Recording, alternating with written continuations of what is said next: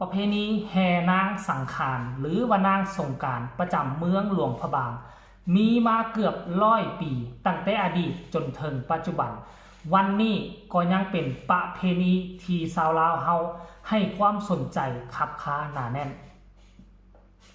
สบายดี FC แฟนคลับทุกทานที่เคารพและนับถือเป็นอย่างสูงมาพบมาพ่อกันช่วงค่อยคำยามแรงอากาศก็ยังห้อนแห้งอยู่คือเก่ามือนี่เฝ้าเฮือนเหมือนเดิมบ่ได้ออกไปท่องไปเที่ยวทางใดท่านผู้ชม FC แฟนคลับของครอบครัวศรีวิไลของน้องที่ดาลาว FC แฟนคลับของน้องอาอายสกุลนพรแห่งวงเสียงวิหกเนาะขอทักทายสบายดีคลิปนี้เจบอลาวมีความยินดีอยากจะนำเสนอประเพณีแห่นางสังขารสมัยก่อนนี่นะท่านผู้ชมอยู่ในลาวบ่ท่านนี่มีลาวหรือว่าบ่มีนางสาวลาวเนาะก็ถือเอานางสังขารหรือว่านางสงกรานต์ผู้ใดได้ตำแหน่งเบอร์1จากหลวงพระบางนั่นก็จะเป็นทูตวัฒนธรรมต่างหน้าของประเทศลาวถึงแม้นว่าทุกมื้อนี่นะมีนางสาวลาวอยู่แล้วแต่ว่าคันถ้าผู้ใดได้ชนะเลิศได้เป็นผู้ที่1นางสังขารหลวงพระบางบ่มีสิทธิ์ไปแข่งขันประกวดนางสาวลาวเบอร์2เบอร์3เบอร์4ไปได้แต่เบอร์1นี่ฐานะตำแหน่งถือว่าเทียบเท่ากับนางสาวลาวนั่นก็คือนางสังขารหรือว่านางสงกรานต์เมืองมรดกโลกหลวงพระบางนั่นเองรายละเอียดให้ทุกคนไปชมคลิปบรรยากาศเรานี่แล้วจังมาพบกันในช่วงต่อไป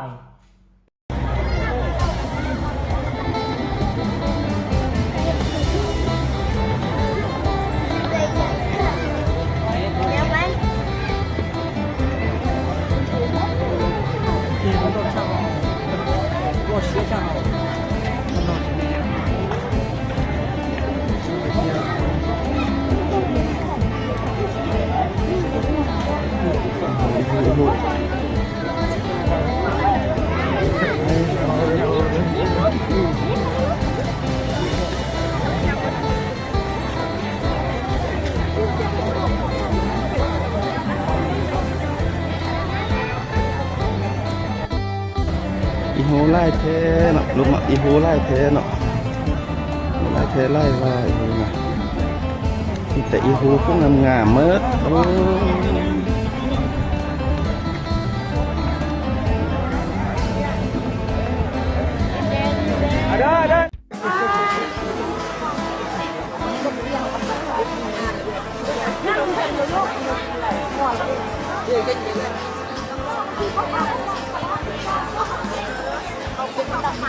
เป็นวันที่4 มีนาคม 2025เส้นทางแห่งความภาคภูมิใจตัวจะกลายเป็นนครที่โดดเด่นในวันนี้ด้วยการที่ทำราคาสลายแสงจากแทนธนาคารโดยการจัดแสดงได้ผ่านทางกระบวนการโดยแท้ผ่านเชี่ยวชาญและการสร้างพื้นฐานเกิดการพัฒนาตั้งใจในการปรับปรุงชีวิตการเป็นอยู่ของประชาชนให้หนักมือดีขึ้นเรื่อยๆ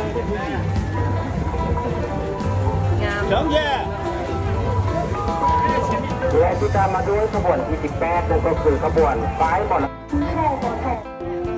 ประธานผู้ถือเกียรติผู้นำขบวนที่16คือประมาณ3แสดงที่ประธานได้เกิดคือในขณะนี้ก็คือเป็นขบวนซ้อนนางซ้อนหญิงซ้อนนางแก้วพระเพลิงและก่อนพระสลายามดีมารยาทอ่อนน้อมรับคนเหลายามดีงามน้ำใจเยือกนุ่มบางงามดีงามหอยยิ้มเด็กหญิงก็เก็บเอางามดีมารยาทเจ้าให้น้อจะเอาเทียมนี้ผ่านไล่เก็บเกินแสงไฟไม้แต่เมื่อระบางเสียงแผงคือเดินตามทางชาวเมืองเฮา55สมัครนาคอทำตั้งแต่วันวานถึงเช้าแห่งตนที่ตามมาด้วยขบวนที่17ขบวนป้ายนครขึ้นเครื่องอาจารย์ช่วยการกสิกรรมในสิงห์นนท์นครพร้อมการเงินนครจำนวน100 คนขบวนแห่นครขึ้นเครื่องอาจารย์ในนครวัฒนธรรมขบวนแห่พลังสองสมัครมีแสดงเครื่องไสชนะและเครื่องต้องยกอันมีงานโครงการสร้างนครอาศัยเป็นนครขึ้นเครื่องอาจารย์และนครวัฒนธรรมนครนครบาลได้อะไรยั่งยืนนครขึ้นเครื่องอาจารย์จากรัฐบาลฉบับเบอร์คือ87 ครับนน สิบกรกฎาคมปี2024นครรัฐบาลได้ไปยังยืนนครวัฒนธรรมเจ้ารัฐบาลฉบับเวทีแฟนทำแค่วอทในวันที่2 มีนาคม2025เส้นทางที่ความภาคภูมิใจตัวจะกลายเป็นนครที่ได้เป็นแบบนี้ด้วยการที่นำราคาคณะของทางโค้งธนาคารองค์การปกครองได้ผ่านทางกระบวนการถูกต้องอันมีราคาในการสร้างเป็นบ้านเกิดการพัฒนาตั้งใจในการสร้างเป็นที่ดิการเป็นเพื่อสร้างประชาชนให้หนักมือถือขึ้นเรื่อยๆ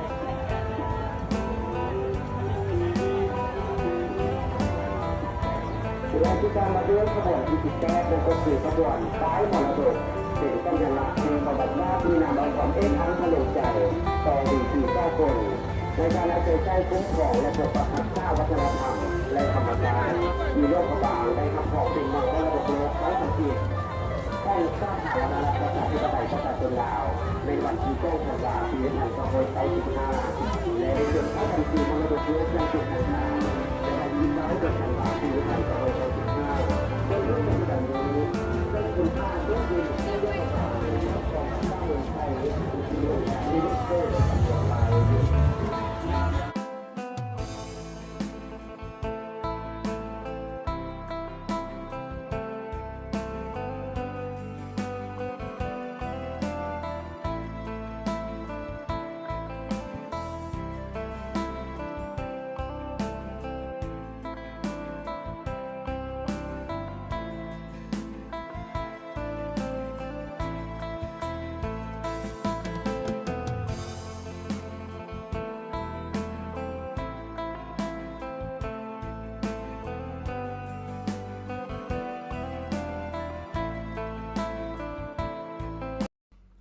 เห็นบ่ FC แฟนคลับ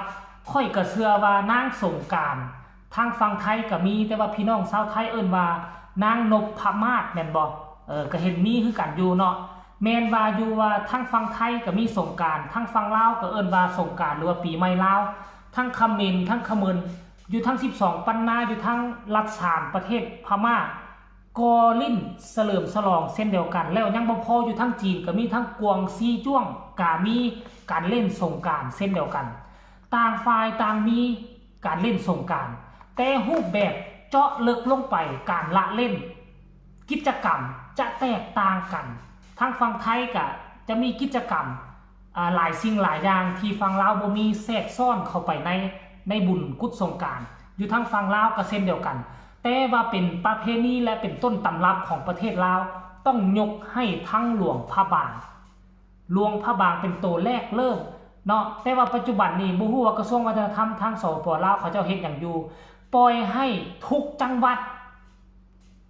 เฮ็ดการแห่นางสงกรานต์หรือว่าแห่นางสังขารจากเดิมมันจะเป็นประเพณีประจำหลวงพระบางกลายไปเป็นอยู่เวียงจันทน์ก็เฮ็ดไสยบุรีสวรรณเขตจำปาสักและแต่ละอำเภอน้อยๆเฮ็ดหมด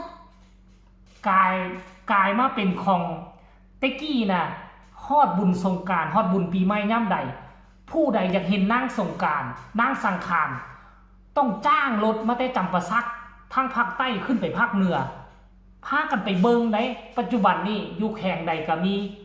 เนาะจากเป็นสิ่งของที่มันมีคุณค่าอันล้ำค่ามาฮอดปัจจุบันนี้กลายเป็นของฟุ่มเฟือยไปแล้วบ่จำเป็นต้องไปหลวงพระบาง